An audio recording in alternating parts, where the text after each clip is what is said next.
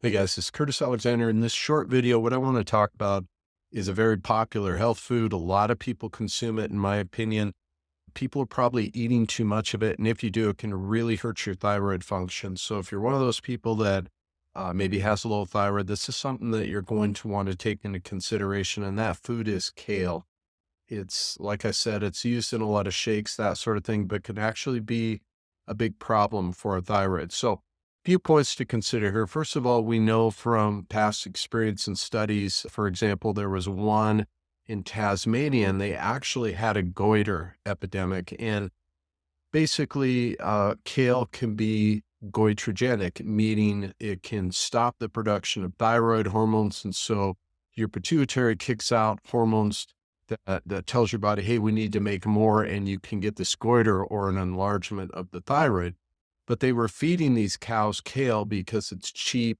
And what they found is the kale made it into the milk, sulfur and compounds. And that's problematic for another reason, because one of those compounds called S-methylcysteine sulfoxide can actually lead to hemolytic anemia. Now, this is in cows, so I realize that's not in humans, but it can break down red blood cells, even cause death.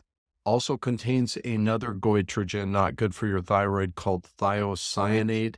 And as the name implies, it's chemically similar to cyanide. Vegetables have defense mechanisms. Kale is no exception. That anything above ground that's grown as a plant has a defense mechanism basically to stop it from being eaten, whether that's from an animal or a human. Kale is no different in that regard. And also, if you're consuming high amounts of things like kale, we really don't have the stomachs to be able to break that down. It can become problematic in that regard. Now, one good thing I will say about kale is it has a very good calcium to phosphorus ratio. That becomes important for thyroid function, it becomes important for inflammation and some of these other things. So kale is not all bad. Do I think it's okay to consume every once in a while? Absolutely. If you enjoy it, I just don't enjoy it.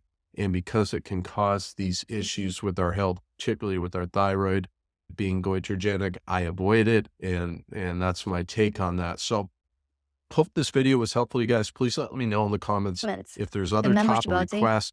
It's very helpful for me to know what sorts of videos that you'd like to see, and that would be helpful for you. So like I said, hope this was helpful, guys. I will see you in the next one. Thank you.